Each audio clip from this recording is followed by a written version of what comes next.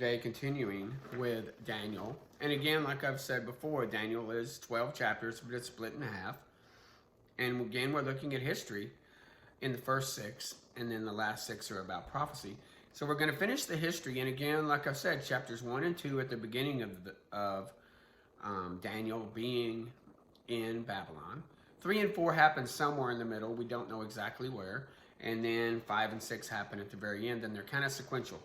5 happens right before the establishment of the Medes and Persians in Babylon. We have the death of Belshazzar. Remember, we had Nebuchadnezzar, then we had Evil Merodach for 9 months, and we have Belshazzar for 11 years. And then comes the Medes and the Persians ruling simultaneously.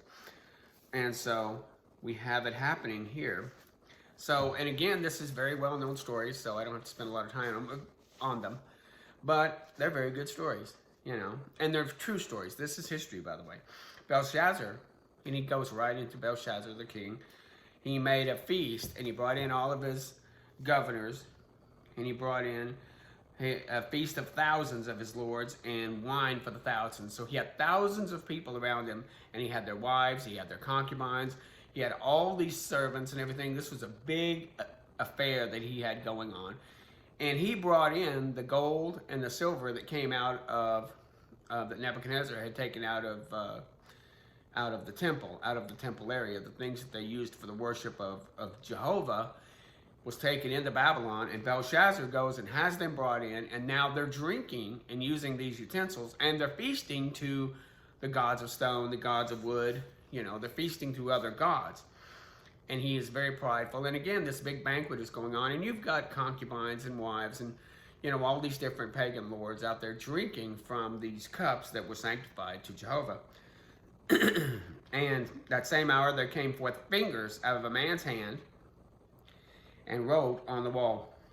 And the people were very afraid, and his countenance was changed, then his thoughts troubled him. It says here is that his joints were loosed and his knees smote together. He was afraid. And then to be as PG-13 as possible, the loosening of the loins is very similar to what happens when people have diarrhea. So that's exactly what happened. He was so afraid that that's what happened, plus his knees smoting together. And he called off all of his astrologers and Chaldeans and magicians and soothsayers to read and give interpretation of what's on the wall, but nobody could do it. He even offered to make that person, you know, clothe him with scarlet and give him a chain of gold, and he'll be third ruler of the kingdom. Now, he was going to make him under Daniel, so it's interesting that he would do that. And so he had all these men come up, but none of them could read it. His wife, the queen, comes and tells him, "Fear not, for there is a man in thy kingdom in whom the spirit of the holy gods," and that's how they were saying it, "in the days of your fathers, he had light and understanding and wisdom of the gods, and was found in him whom King Nebuchadnezzar, thy father, had said, was master of the magicians." So they sent forth and brought Daniel in, and you kind of see where this is going.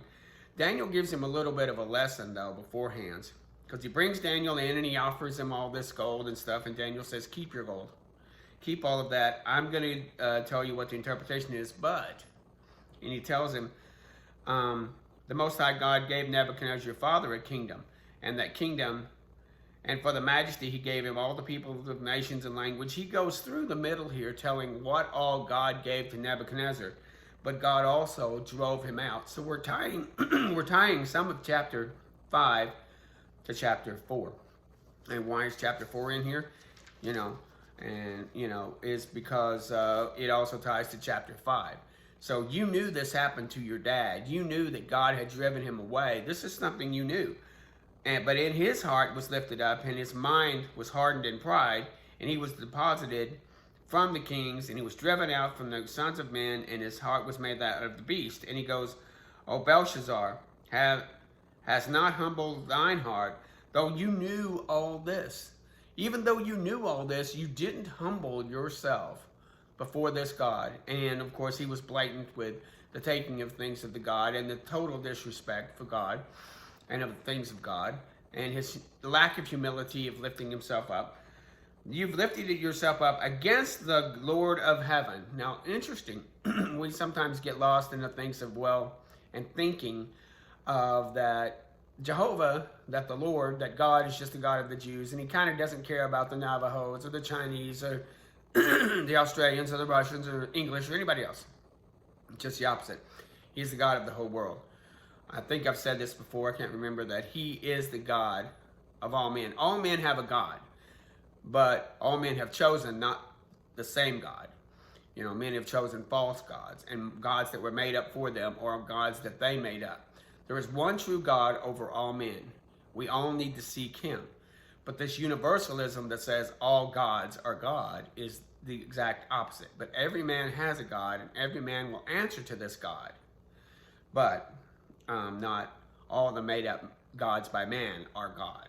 You have to be careful how you say that, you know, because God is over all men. He wants all men to be saved.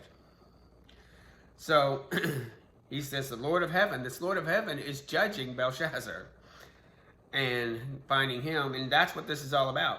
The handwriting on the wall says, many, many tekel upharsin. And it says that you've been weighed in the balance and found wanting. Your kingdom is divided. And so that's what's going to happen. It says its interpretation is God has numbered your kingdom and finished it. It's done, it's divided, and in handing it over. Then commanded Belshazzar that they clothe Daniel with scarlet and put a chain of gold on his neck and made a proclamation concerning him that he should third rule in the kingdom. And that night Belshazzar, the king of the Chaldeans, was slain, and Darius and the Mede took the kingdom. And he was 32 years old. So the idea is that, again, chapter 5 is right on the cusp. It's right on that night when the Medo-Persians took over Babylon. So it's right there at the end of this. Now, this was not the end of the 70 years, but this was within that scope. And we have this with Darius, and it doesn't say exactly when this was with the lion's den. And we know the story. This has got to be one of the most well-known stories. I won't spend a lot of time on it, but it's a good story because it's really funny, very cleverly written. That he has his 120 princes come over, and Daniel was the first, and he was preferred all the others. But the other presidents and princes sought occasion. They were jealous of Daniel, and they sought occasion against him, and they came up with the plan to set up that for 30 days, no one could speak to any god except the king. So so it says here that they go to and say, live forever. They want you to make a royal proclamation that for 30 days, that no one can make a petition to any man or God for 30 days save thee. You're the only one they can talk to. And they will be cast into the lion's den. Obviously, I've seen renditions of this den. I mean, some say it was against the wall. Some say it was a hole in the ground. Either way, it had a covering over it, so you couldn't get out. So it was a den. It could have been most likely into a wall back in the back. There were a lot of lions in there, and you were thrown in, and then they would come out and get you. So Darius wrote this thing, and he didn't think it through. And you get that later, where he feels like that he didn't get it through. And Daniel knew about the writing. See, it wasn't like Daniel was caught off guard. You know, he knew that they wrote it, but he didn't change his method of worship. He always worshiped facing Jerusalem. He worshiped 3 times a day, open windows. He went to the same spot. He didn't go hide in his closet. He didn't go back into a prayer closet or something. He didn't change his modus operandi here. And his enemies knew this. So they caught him on this and brought it to Darius. And Darius was beside himself. It says that he was displeased with himself. And he labored legally to try to back out of this. And it couldn't happen. You made the decree. If we start backing out of this decree, we can back out of all the decrees. This has to go forth. He was not happy with it. And so he commanded that they were brought Daniel before, and the king said, thy God, whom thou continually servest, deliver you. And a stone was brought up and laid on the mouth of the den. And the king sealed it with his ring. So the king sealed it. It's done. He's in there all night. So he threw Daniel in there. They rolled the stone over, or put the stone over. I'm going to go with rolling it because I think it was a den like that. But he rose early in the morning. The king was up all night. He was fasting. He was praying. He was he was up all night. There was no musicians that could make him feel better. He knew he was in the wrong. He knew he'd put this good man in there.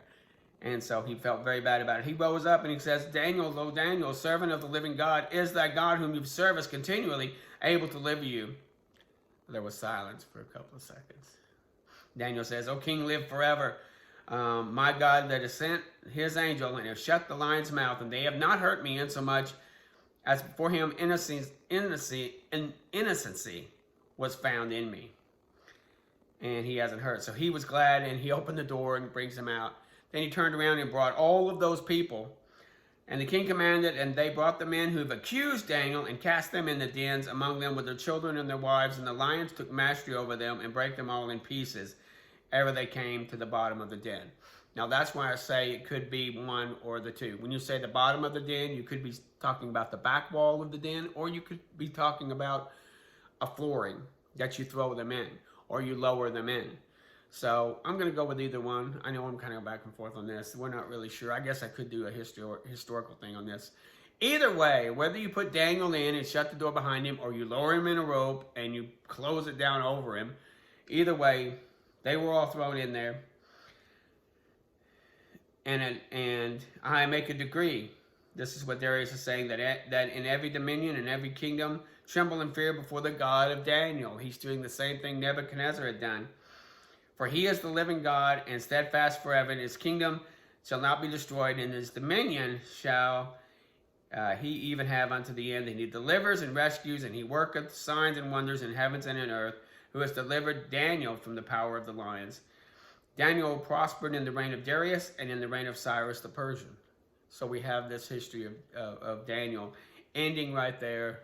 7 begins prophecies. But it's just, again, the most craziest story. And this is reminiscent. We haven't had a story like this since, you go back to David with Goliath, and there are some other supernatural things, the floating axe head and other things like that. We need another one of these. It'd been a long time since we had a story like this. If you think about it historically, if you go back, it's probably sometime in Elijah and Elisha's time where you had God doing supernatural like this. So it's a good story. It's the most popular story. Everybody loves it. It's just a good story. Thank you.